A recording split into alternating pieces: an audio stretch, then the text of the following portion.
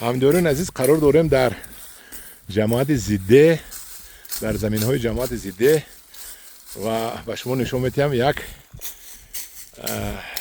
زندگی دهات رو هست، یک پارچه از زندگی دهات. قرار داریم در نزد برادرمون پرویز جان. پرویز شما از کدام قشلاقید؟ از قشلاق هزاره زیده و این درو رو بینید. درو در زمین سنگلاخ هست، این سنگلاخ رو توپ کردن و اینجا هم پوری سنگ است. من دوست در سنگ بر میخورد. لیکن چنون علف رو درویده است از پرویز کی چی گویم، ما خودم قشلاق چربوق میشم وقتی که با ما یگان حشرکی در کار میشد میگن که الله درو رو از زیده بیار. برای چی از زیده؟ برای اینکه زیده چی هم خیلی میدارد که مول بعد از درو زیده چی یگان چی نداره نمیابد خورد. اینا ببینید چقدر تازه میدارن که در زمین سنگلاخ ببینید همه پری سنگ خورده. کیلوی درو تازه میداره. پرویز جان این یوغان همی کنی یوغانش نشون تا کدوم ای؟ همین یوغان می. این اگل فرامد گل کدگی بود. این گذاشت ها. این آنا گلش دیدی؟ کنی گلش؟ تاینا نرک. او همون بلند؟ هم دوران عزیز من. نه. همین گل کدگی همین. خوش دیدی؟ همین گل یوغان می؟ نه. یوغان نه بلند. همون بلنده او زمان نشون تیم. انا همین بلند یوغان؟ نرکینش. تخمش میرزد در زمین میبروید با. آنا پرویز جان شما اینجا هر سال چند درصد میدروید؟ ما هر سال 300 400 بان. چی مول دارید؟ گوسفند بوز مول. حیاتی این کوهستان اساسا مولداری است نه؟ مول نباشه بیهوده دیگه. مول نباشد اینجا زندگی نیست. بیهوده است. بیهوده زندگی کردن است. این علف با چی میبرید؟ همون خرقتی میبرید؟ مرسدس.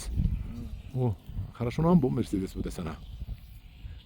همداران عزیز اینا ببینید که همون زنبورای اصل که من حالی نوار گرفته به شما پیشنهاد کرده بودم همین زنبور اصل بالای هم گلو میشینه. گلو هم نمیخورد. همینجا اصل و همش ها؟ او نه زنبور پرور اونجا کارتوشکا شنوندگی. ها؟ آب دارد می آب آوردگی می؟ چشمه است همونجا. همداران عزیز منم با پرویز داریم یک جوان تشکر میکنیم برای کار پرویز جان به شما. الان خیلی اینا ببینید که جوان ببینید لونجاکش سوپ سرخ یگان کسل ندارد چون که کوهستان چیزی طبیعتا تازه میخورد. شیری تازه. همینجا یک ماهی دادم سرخ میشد لونجاکش. کدام میخواد همینجا بیاید پیش پرویز یک هفته صد لونجاکش سرخ میشد 100 ساعت شده میرود. اینا ببینید جوی سنگ رو چخیل میدارد. ببینید سنگ رو.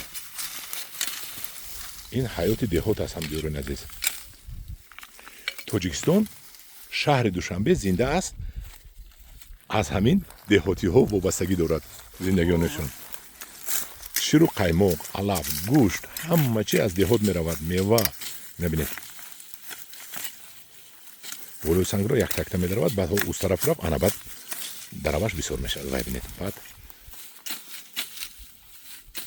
اینو از کودکیشون هم خیلی علف رو تازه می دروند. زیده چی من میدونم.